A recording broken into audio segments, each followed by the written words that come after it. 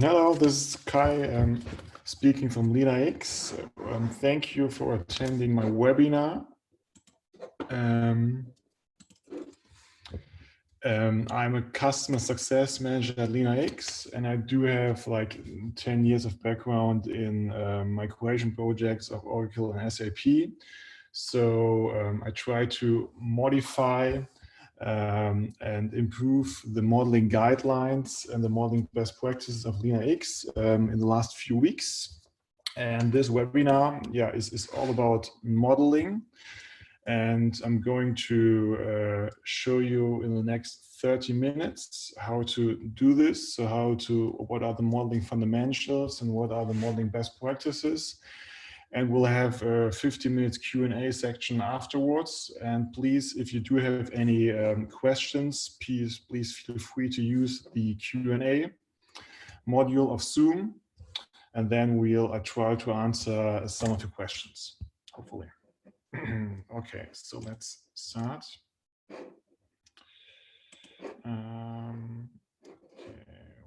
Okay, so let's start. The agenda is, as I said, it's the modeling fundamentals. Then I will talk about some modeling best practices, so provide specific real-life use cases. And I'm going to tell you what's next. So what are we planning to do next regarding modeling? Okay, let's start with the modeling fundamentals. I would start with a short definition of what's modeling to me. Modeling to me is just the representation of a process, concept, operation of a system. And from architectural perspective, in architecture modeling, it uses in the system's architecture to conceptually model the structure, behavior, and more use of a system. So the key questions of the LeanIX customer is how do I have to use or adapt the LeanIX data model to ideally map my company's infrastructure? Modeling is really important. Why is that? So it's really important for new customers for LeanIX during the custom onboarding, since it's a major question in every onboarding of new customers. Normally a customer buys LeanIX and wants to utilize for a fast time to value. And so we can provide you easy to use best practices and templates. We also can give you specific guidelines and best practices how to model real life use cases. Can be also important for existing customers of LeanIX. For example, if you add or change LeanIX use cases, for example, you want to add integration architecture interface. So it's important for you, even if you're running LeanIX for 2 years or so, that you know how to model it. And it could also happen that during your onboarding, modeling was not the focus. So you would have to change your data model while already be running LeanIX. I want to give you some questions customers have asked me. For example, about basic modeling things. For example, customers have asked me what's the difference between apps and IT components. How many levels of business capabilities should I create? What do you recommend? To what technology stack do I assign a proxy database? Or how do I add technical protocols and programming languages? They also ask specific questions about SAP. For example, how to model my migration from SAP ERP to S/4HANA. Or I need a sample technology stack for SAP, MS Web Services, or Salesforce. Can we as LeanIX provide that? Or I'm using the SAP process integration as a middleware. How do I model that? Do I use an app or IT component? What are the pros and cons? And they ask specific question about cloud environments. For example, how to model LeanIX as a software as a service or Salesforce as a platform as a service solution. Or they're using hybrid solutions, for example, on-premise and infrastructure as a service hosting. How can I model this? And I try to give you in the next 30 minutes some answers to these questions. And if you still have questions, please get back to me afterwards. Okay, let's start with the LeanIX data model. This is really important for you to understand the LeanIX data model, since in the following, I give you best practice and definitions based on the fact sheet types of LeanIX. And I'm going to start with the most fundamental fact sheet types, namely IT component, application, and business capability. Okay, let's start with a showcase Lena X implementation at customer side. So this is really a sample implementation of Lena X. In the center, you can see the Lena X Enterprise Architecture Suite. It's assigned to a project. It's called Introduction of Enterprise Architecture Management, which totally makes sense if you try to roll out Lena X. You can see that Lena X is used in Australia, Brazil, in headquarters. And you can see that Lena X has two IT components, the application hosting of Lena X and some Active Directory. You can see providers assigned to the IT components, and you can see a technical stack which groups the technology used for the IT components. On the left-hand side, you see that we do have an interface to Signavio, and on the interface, two data objects are exchanged, IT application and processes. And for the business context, you can see that Lena X is assigned to the business capability information management, information technology. And we also have assigned processes which affect the application, or Lena X affect the processes. Okay, let's start with the most crucial question. It's about what's an application and what's an IT component. And I think this is like a major question. I think it's really important to understand this. And we'll show you this using the software stack. On the top level of your software stack, normally you have the application, for example, like Enterprise Suite or AP system. And this is clearly an application in Lena X as well. On the lowest level, you have the hardware, like laptops, desktop servers, mobile devices. And this is clearly an IT component, hardware IT component at Lena X. You also have system software of technology services, like operating systems and databases and one-time environments or virtual machines. And they are clearly IT components at Lena X as well. But we do also have, I call it application platforms or tools like RPA, test automation, business intelligence. And this can be an application or an IT component. And I try to give you some characteristics in the following slides so that you can decide whether or not these platform tools are an application or IT component for you. Okay. These are some characteristics of an application on the left-hand side. Normally an application processes or analyzes business data. It provides a specific business capability. It supports business tasks or processes, and it relies on IT components like software, hardware, or service. An IT component instead runs, maintains, or changes an application.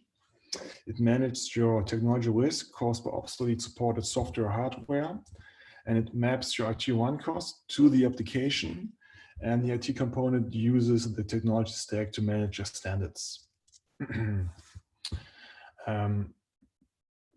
I can also give you some best practices of how to model applications and IT components. I would use hierarchies. So you can use hierarchies to structure your application groups into application and modules, but please use simple hierarchies because otherwise it gets too complex quite fast. I will show you in the second part of the presentation some provided specific examples of how to do that. Lena X is not a CMDB, so please only model on instance level if the instances are different, if there's an added value.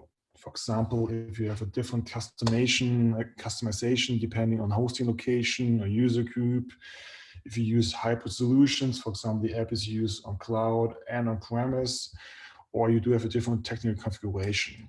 If that's not the case, please aggregate on product level. So then don't model on instance level. Please also consider the software architecture. I would consider the classic 3T architecture, so data, logic, and presentation layer. And like in classic applications, normally use all layers, but there can be also application tools or platforms without a presentation layer, for example, middleware.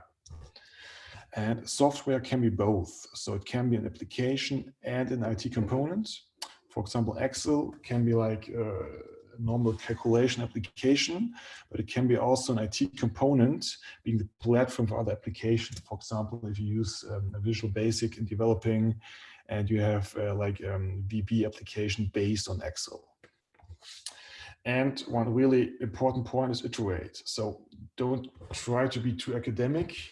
And sometimes, especially for application tools and platforms, there is no true or false.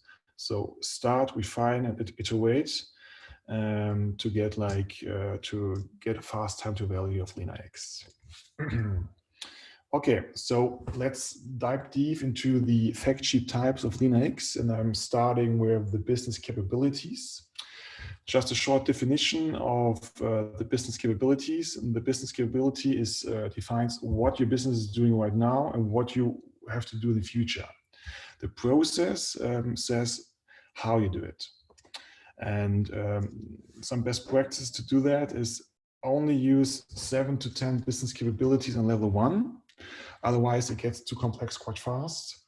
Use hierarchies, but assign the applications to the business capabilities on the lowest level and use our reports to aggregate them. Check that there are no overlappings, so there should be MISI, and define your capabilities cross-organizational. So organizational changes shouldn't change your business capability map. Please involve other business stakeholders, and the business capability map should be aligned and accepted by all stakeholders. And of course, align your capabilities to your business strategy. We do have best practice posters on our homepage, and we do have a ready-to-go Excel template in our online modeling guidelines. So you can use both for fast time to value for your role of Lena X. We do also have industry-specific business capability posters, for example, for finance, manufacturing, and energy industry, and you can also access them via our homepage. Here you can see the best practice poster of the business capability map. I don't want to get into detail regarding that, but if you have any questions regarding this business capability poster, please get back to me after the webinar. Okay, let's move to the user groups. User groups are intended to address who is using certain applications, for example, regionally, organizationally, legal structure, user type structures. And again, don't use too many dimensions. I recommend to only use at a maximum 2. And check what you want to see in the report in our application metrics. If you use more than one dimension, we do have 3 options to do that. You can use tag groups. It's like the basic approach. You can use a combination of both dimension and hierarchies. For example, you can use on the hierarchy level 1, the regional user group, and hierarchy level 2, the organizational user group. You could also add another fact sheet type, for example, organizational entity via configuration. But please be aware that this will increase the complexity of your data model. We do also have a field called usage type on our relation application to business capability. And using this field, you can also define the user as an owner of the application. So the owner can be using the application, but can be also the owner of the application. And this use case could be good if you have, for example, an IT company that sells application as products, or you want to model like an internal shared service center. Okay, how to model interfaces. So interfaces define what data objects are exchanged and how the applications are related. We do also include our information classification in the data object. So the criticality of the data object. And interfaces normally have one provider application, but they can have multiple consumer applications. And this does not refer to the data flow direction. It's only used to define the ownership with regards to the change management of the interface. Again, we have several options to do this. You can use, again, tag groups, but we would recommend to use IT components because then it's way better to visualize it in the data flow report. Data objects Yeah, it's just the data. This is exchanged by applications. Again, some best practices. Again, keep it easy. Only use 2 levels. Watch out for redundancy. I would define first your business capability, and based on the business capabilities, your data objects. Again, organizational changes normally don't change your data objects.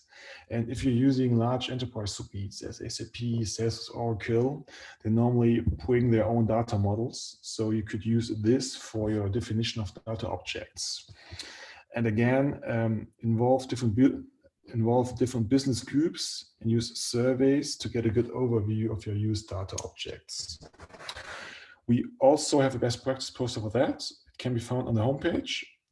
And the data objects normally are quite stable over the time if you don't change your business model totally. So normally they're stable and they don't change much over the time. Again, there's the best practice poster. If you have questions regarding the specific values of this poster, I'm happy to discuss this after the webinar. Okay, this is about IT components. On slide 10, I gave you a clear definition of IT components and applications. Here, I just want to give you some best practice of how to model the hosting of IT components. And we do have 3 approaches to do that. We do have a really simple approach using tag groups. You can see this here on the screenshot, for example, hybrid cloud, private cloud, on-premise, public cloud. But using tag groups, normally a lot of questions are not answered. For example, what kind of hosting service are you using? Who's responsible? What service do I want to keep? Which one do I want to commission? What are the costs and the SLAs? If you want to answer these questions, I would recommend to create an IT component. And I would recommend to create a service IT component and group all of your individual IT components to this service IT component by summarizing those with shared responsibilities and life cycles. For example, you just create an IT service component called application hosting on-prem SLA Gold, or you could create an IT service component application hosting software service, for example, Lena X.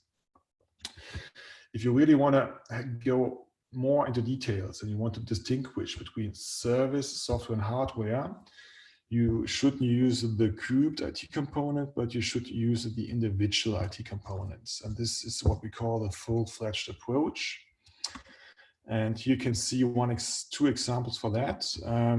The option 2, on the left-hand side, you see your applications. These are SAP modules. And the SAP modules are assigned to individual IT components, for example, hardware, a database, and a server. And I used a service IT component to group all the individual IT components so that the model is not too busy. In the option 2, I didn't use the IT service component, and then you can see the model gets quite fast, quite busy. But it's your decision how to model that. Okay, another important question is how do you model and use middleware? Just a quick definition of middleware. Middleware is to bridge the gap between applications and, for example, databases. It sits in between the operating system and the application. And normally it provides a method of communication and data management for applications that would otherwise not be able to exchange data. We do have 2 ways to model middleware. You could use applications, or you could use IT components. We do recommend the IT component way, and I give you the pros and cons for both options. An advantage to do it as an application is you do have the visibility in most Lena X reports, for example, data flow. You can enable your application rationalization modeling through interfaces, and you can enable the view for business capabilities and user groups relations in the reporting. A disadvantage is that you don't have an easy way to enable the technology risk reporting in the landscape. And if you want to do this, you have to double model your middleware as an application and as an IT component.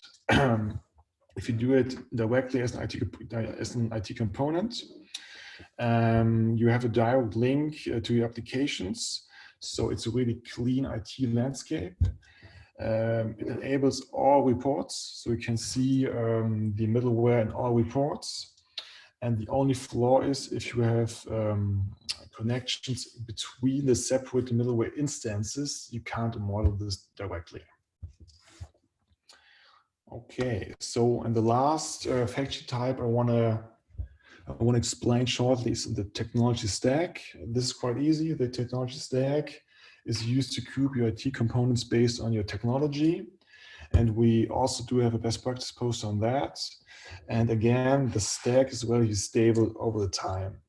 Here you can see the poster. And again, if you have questions regarding the specific values of the tech stack, please get back to me after the webinar. Okay, these were the modeling fundamentals. And now in the next section, I try to give you some modeling best practices. And I want to start with SAP.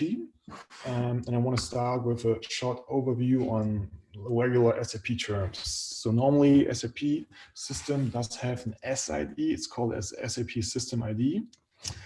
And SAP systems do have like many clients. And a client can have like multiple applications, like a standard application, like a standard finance HR module, or custom applications, for example, a web application based on finance. And now if you want to map your SAP infrastructure to Lena X, so this is easily possible. You can see here the SAP applications. It's the system ID and the clients.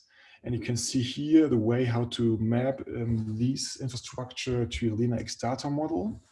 We do have two options. Option one is the technical perspective. And I also introduce option two, a business perspective. Here you can see the system ID is a level 1 application in Lena X. The client is level 2 application in Lena X. And the application and the modules are level 3 applications in Lena X.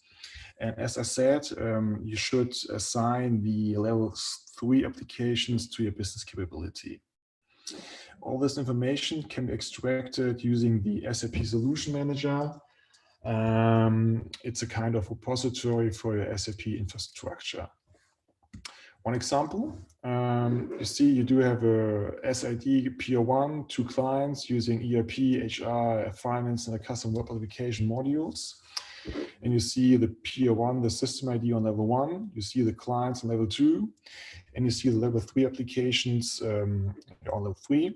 And what's important, that normally the business user only knows the level 3 applications. And that's why I also recommend a second option. If you just want to have the business perspective, you can skip the client view and the SAP system ID view, and you can directly start with your applications and your modules. For example, you do have SAP P6, so S4HANA, and this would be a level 1 application in Lena X. And you do have modules inside the application groups, for example, SD, CI, CO for ERP, or SAP Finance Material Management for S4HANA. And this would be the level 2 applications in Lena X. Again, one example. So we do have a system ID PO1 client 200. We don't model this now at Lena X. So we just start with the application group ERP6. It's level 1 application in Lena X. And the 3 modules are level 2 applications at Lena X. Okay, let's go a little bit deeper into the SAP infrastructure and how to model product and product versions of SAP. SAP uses products, SAP uses product versions like standalone versions, enhancement packages, but industry solutions. And there's a product instance of each version and a software component of each instance. And we can also model this at Lena X. And normally we model this as IT components. So now you can see I used the technical perspective, but you could also use the business perspective. And now I skip the application part since I've already explained this to you, and I focus on the IT components. And you can see it doesn't matter if it's a standalone product version, enhancement packet, add-on, industry and solutions. They are all product versions, IT components, and Lena X. And even your software components are IT components in the Lena X data model. Again, all this information can be extracted from your SAP Solution Manager. Some example, you do have a system ID PO1, you do have an ERP 6 version, enhancement package 7, some web application add-on, and some SAP for retail as an industry solution. We start at the level of 3 applications, ERP, and you can see I assigned them to the 4 IT components, and I assigned to every IT component a technology stack, standalone, enhancement package, industry solution add-on. Okay, you can also map your technical SAP systems to Lena X, and it's quite similar to mapping the software components to Lena X. Now I show you how to map, for example, your application server, your cloud instance, your database, your operating system, and your host to Lena X. And all of these technical components are IT components in Lena X, like a technical system, a database, operating system, and host.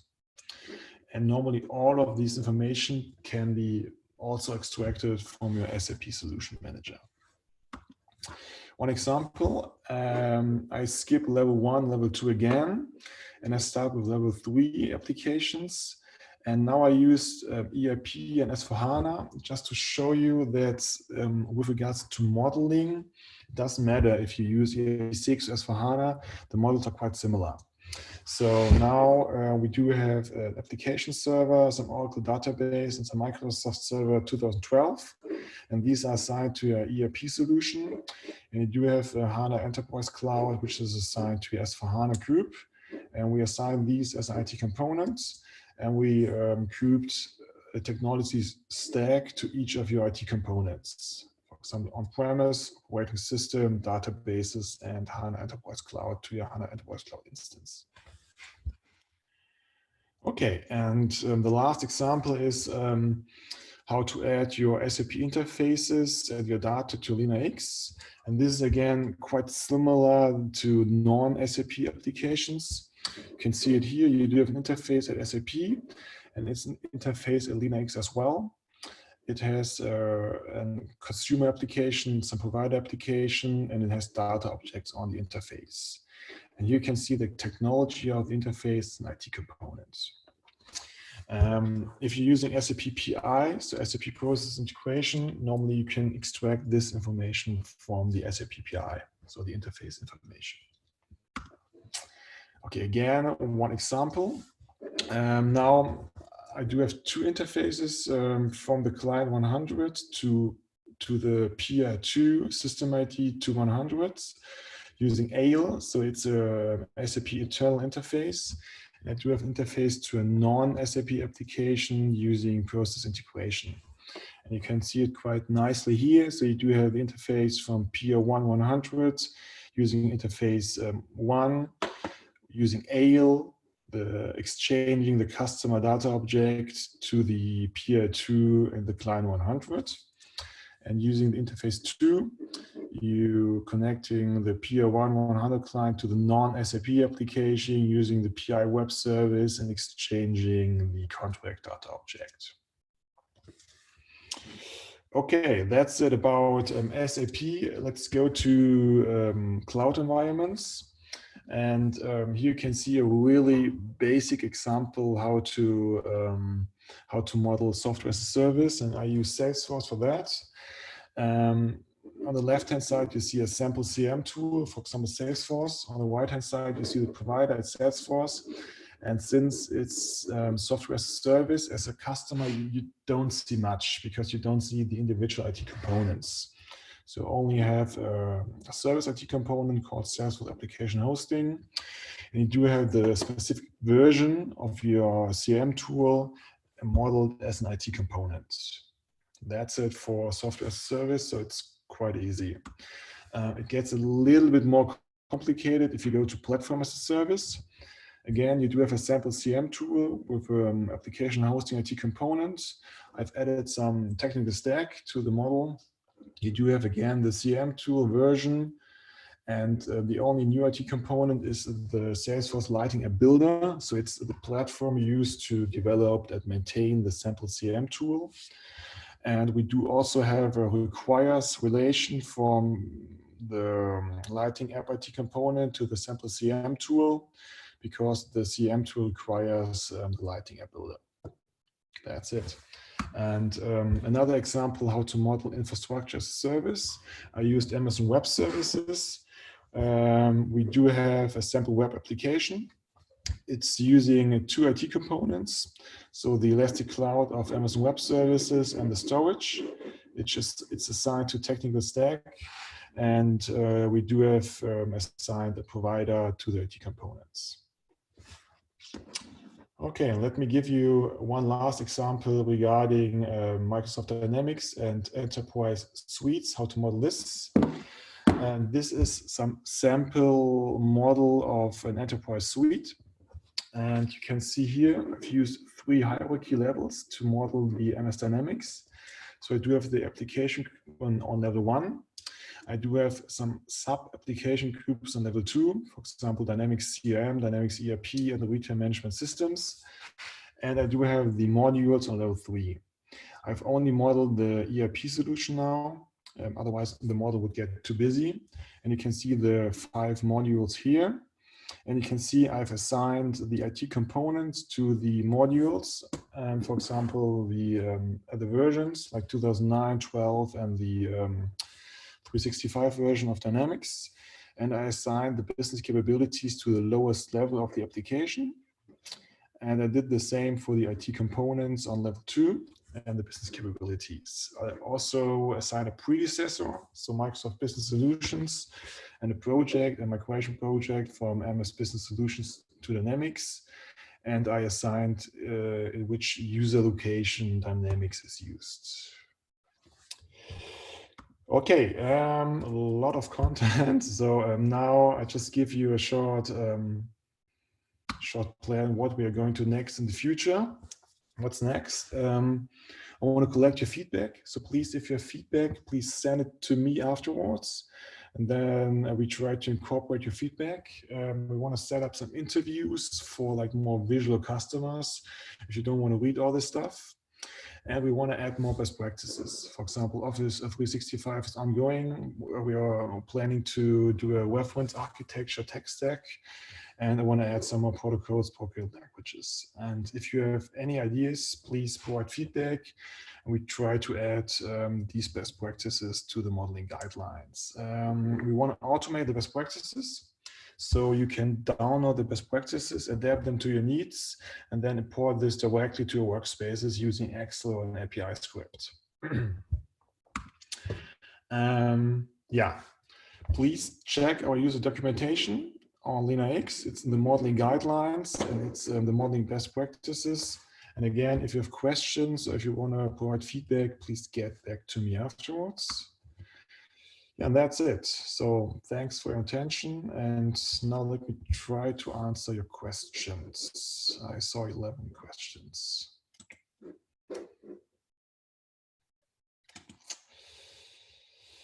Okay, so let me answer the first question. Yes, the deck will be shared. We will send it to you afterwards. And I do have a question about the versioning of software. So you can, so how to model different versions. Since in Lena X you do have the possibility to add the version attributes on application and on IT component level. I would recommend to model different versions as an IT component, and I would only recommend different versions as an IT applications if you want to assign user groups to your application, since the relation user group is only available for your application. And if you want to if you want to use a report, and you want to see which different version is used in which country, for example, you should use applications to model the versions.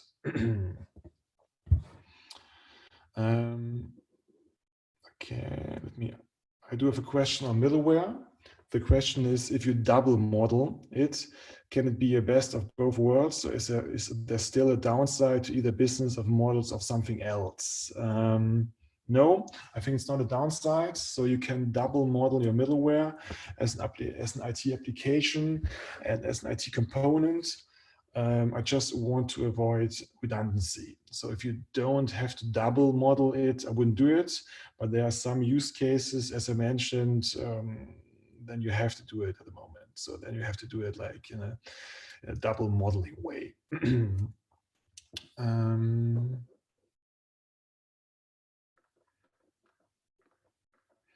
Okay, I do have another question that you didn't understand totally the difference of application, platform, and tools. So for example, when to model it as an IT component or as an application. Actually, I would refer to my definition and the characteristics of application and IT components on slide 10. And then just start and don't get too academic. So there's no true or false. So I would start the modeling, then check your reports. And if you see in your reports, in your application landscape, for example, it's the application landscape doesn't show what you want to show, then refine your modeling and iterate. That's the way I would do it.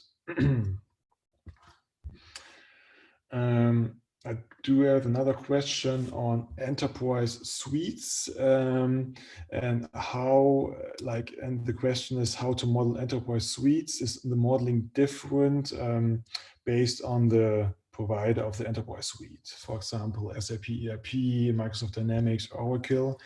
Actually, as I said, enterprise suites are modeled quite similarly. So to me, it doesn't matter on the provider.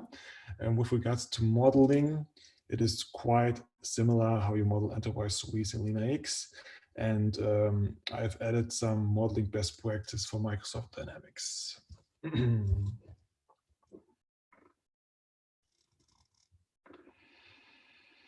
There's another question, if the recording will be available of the webinar. It's a clear yes. So you will get the recording and the slides afterwards.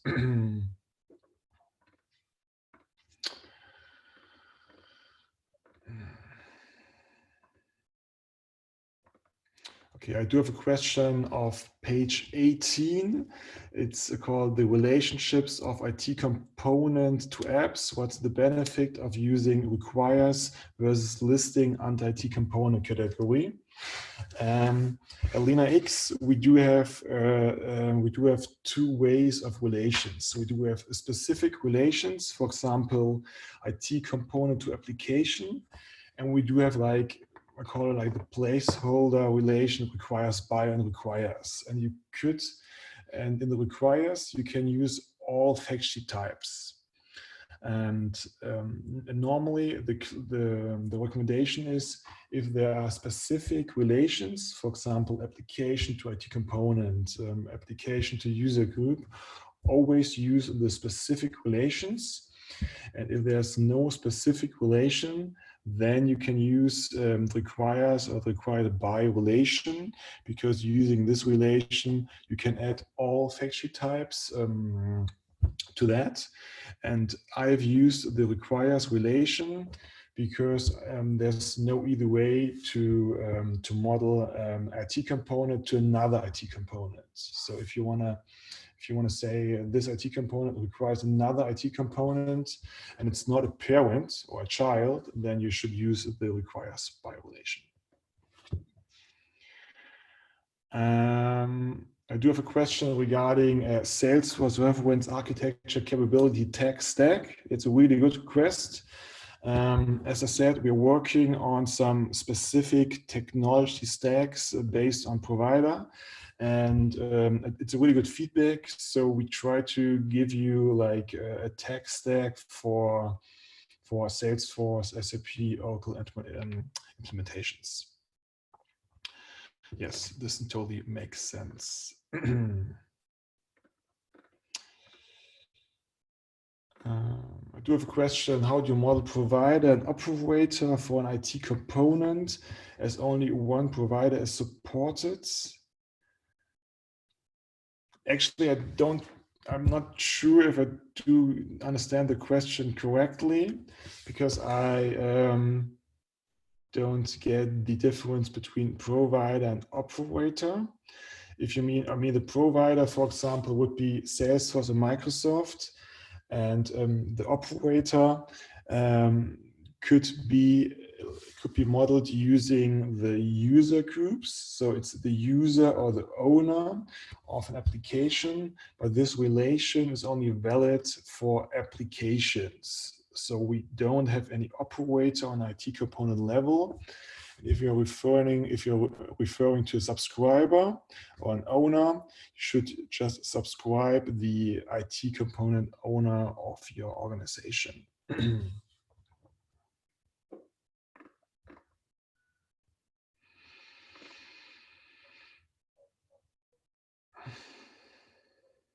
I do have a question about Amazon Web Service. So how to model an Amazon Web Service account. Actually, using the enterprise architecture suite, I wouldn't model the account. I would only model the IT components, but I wouldn't model the account of Amazon Web Services. We do have another product. It's a focus on cloud. It's the cloud native suite. There we are using a different data model for the Amazon Web Service account.